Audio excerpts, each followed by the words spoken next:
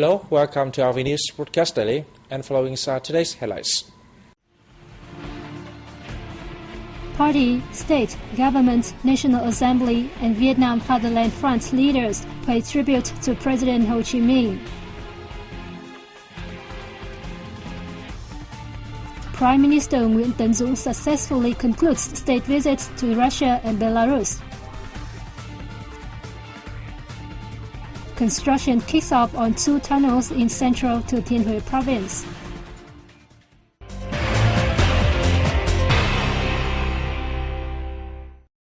A delegation of leaders of the party, state government, National Assembly, and Vietnam Fatherland Front on May 18th laid a wreath in tribute to President Ho Chi Minh at his mausoleum on the occasion of his 123rd birthday. Attending the ceremony were General Secretary Nguyễn Phú Trọng, Prime Minister Nguyễn Tấn Dũng, National Assembly Chairman Nguyễn Sinh Hùng, President of the Vietnam Fatherland Front Central Committee Huỳnh Đàm, and former party and state leaders. On those days, various activities are being held across the country to celebrate the 123rd birthday of President Ho Chi Minh. In Ho Chi Minh City, an exhibition named Ho Chi Minh, a bright example of morality, is being held in Lam Sơn Park, District 1, to give the city's people and visitors a chance to learn more about the great leader's simple lifestyle, principles and patriotism. On the occasion, the Ho Chi Minh City People's Committee on May 17th launched a tree planting festival with the aim to plant 1 million trees this year. One day earlier, an exhibition featuring President Ho Chi Minh's moral example and the national patriotic emulation movements kicked off in Hanoi. Over 500 photos, documents, objects, news articles, and television documentaries, many of which are made public for the first time, capture patriotic emulation movements through various stages and role models from these activities and the campaign, studying and following President Ho Chi Minh's moral example. A national conference took place in Hanoi on May 17th to sum up the 2-year implementation of the Politburo's directive on continued acceleration of studying and following President Ho Chi Minh's moral example. According to the conference, co-chaired by the Communist Party of Vietnam General Secretary Nguyễn Phú Trọng and other senior party officials, in the coming time, the campaign to study and follow President Ho Chi Minh's moral example will be accelerated. The conference agreed that the campaign will focus on studying Uncle Ho's working style, which is close to Marxist, democratic, and based on example setting. Officials and party members, especially key leaders, are required to set the example for others to follow in implementing the resolution issued at the 4th Conference of the Party's Central Committee on a number of urgent issues on party building at present. Addressing the one-day gathering, Lê Hồng Anh, Politburo member and standing member of the party's Central Committee Secretariat, said initial results recorded in implementing the instruction have helped increase officials, party members, and people's confidence in the party and state. Studying and following President Ho Chi Minh's moral example is party's big policy, Anh said, stressing that the work is both immediate and long-term duty of every official and party member. Prime Minister Nguyễn Tấn Dũng arrived in Hanoi on May 18th, successfully concluding his state visits to Russia and Belarus. On this occasion, Deputy French Minister Bùi Thanh Sơn answered an interview of the Vietnam News Agency on the significant results of the visits. According to the Deputy Minister, the visits manifested the highest level of the comprehensive strategic partnership between Vietnam and Russia, as well as the traditional friendly relations between Vietnam and Belarus. Sơn said significant results were achieved in numerous areas. All the meetings were held in the spirit of openness, constructiveness, and frankness, reflecting the desire to boost the relations between Vietnam and the 2 countries in a deep, stable, and effective manner for the benefit of all sides.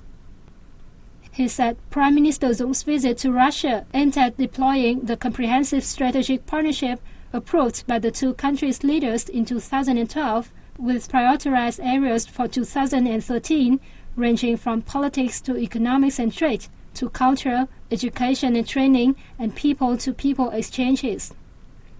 According to Sun, the contents of cooperation discussed during Dung's visit to Belarus were concrete and in-depth.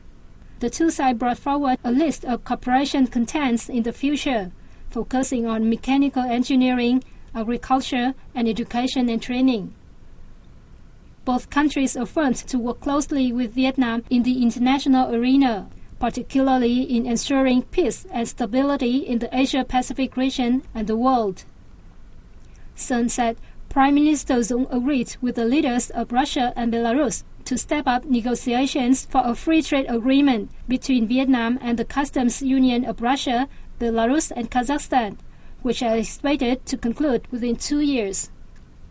He affirmed that the significant outcomes attained during Dung's visits to Russia and Belarus will contribute to strongly strengthening and developing the time-honored traditional friendly relations between Vietnam and the two countries.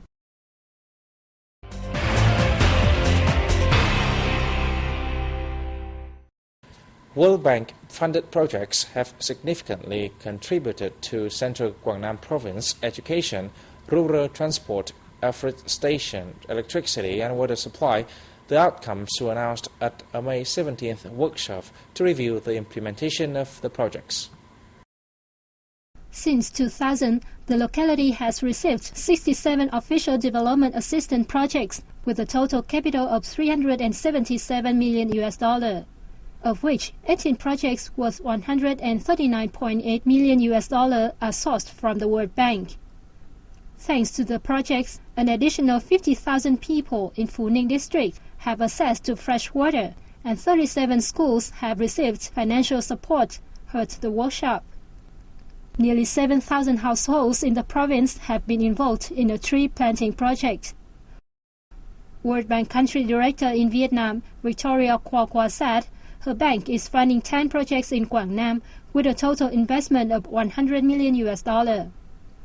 She praised the locality's performance in disbursement, especially projects to supply electricity and improve education and health care, as well as its efforts in managing resources.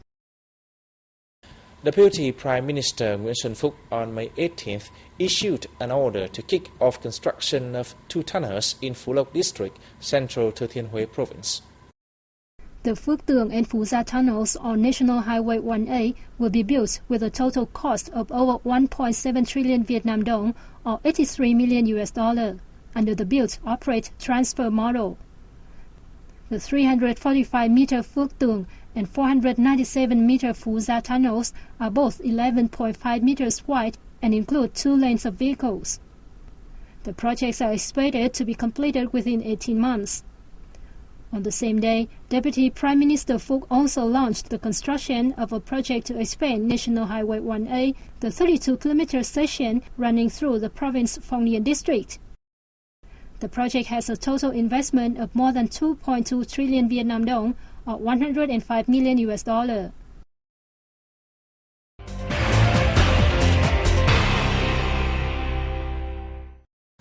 Nearly 300 artifacts featuring Buddhist culture and fine art heritages are on display at an exhibition which opened at Sala Pagoda in Ho Chi Minh City on May 17th. The event is part of a series of spiritual and cultural events to celebrate the 57th birthday of Lord Buddha and 50 years since Bodhisattva Thích Quảng Đức self-immolated himself to protest against the U.S. war in Vietnam. It aims to bring Buddhism culture closer to people by introducing Buddhist statues and worshipping objects that date back to the Lý Trần dynasty in the 11th to 13th century, the Lê Nguyễn dynasty in the 18th and 19th century, and more contemporary pieces from the 20th century. During the week-long exhibition, the organizing board will also introduce visitors to Buddha prayer books, documents and lectures on various topics like Buddhism mantra of non-violence and Vietnam's Buddhism heritage and rituals. Buddhism statues and artifacts from Thailand, Japan and China also occupy space at the exhibition. And that concludes our VNews today. Thanks for watching and goodbye for now.